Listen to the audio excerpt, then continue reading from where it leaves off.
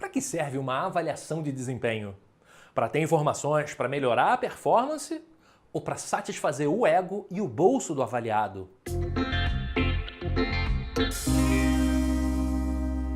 Olá, eu sou Rodolfo Araújo e aqui no meu canal você vê dicas para ajudar a tomar decisões melhores.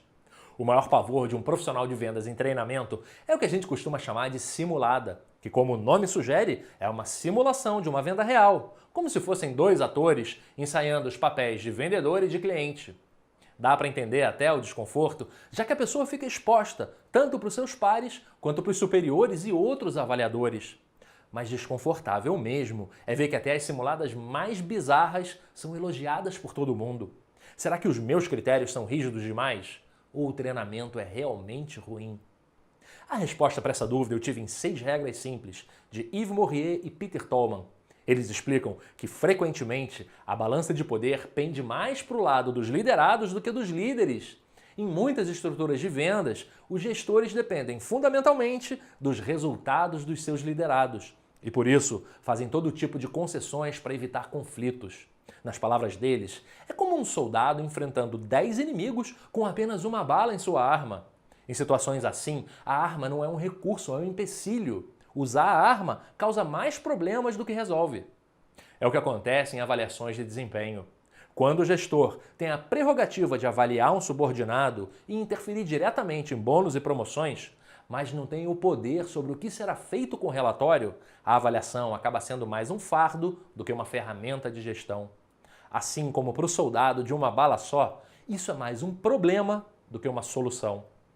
Então, será que as ferramentas de avaliação realmente são mecanismos de melhoria de performance ou só mais um inconveniente da vida corporativa? Qual seria a real função de uma avaliação de desempenho? Melhorar o desempenho ou pagar prêmio? Porque em muitos casos são situações conflitantes. O gestor precisa dar uma nota baixa para que o funcionário tenha acesso aos treinamentos necessários ou pelo menos saiba quais são seus pontos de melhoria.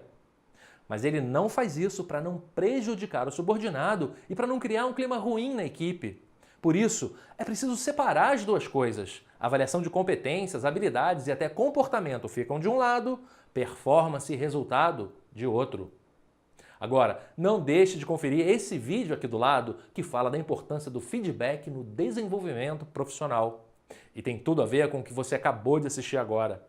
Já esse outro fala sobre as dificuldades de se liderar pessoas mais inteligentes do que você. Ele lista 7 características bem típicas dessas pessoas e dá 5 dicas muito úteis para lidar com elas. E no último, uma discussão muito interessante sobre a importância da autonomia no ambiente de trabalho, ilustrada com 2 exemplos muito comuns. E se essa é a sua primeira vez aqui no meu canal, não deixe de se inscrever para acompanhar as novidades e lançamentos, porque aqui tem vídeo novo toda semana.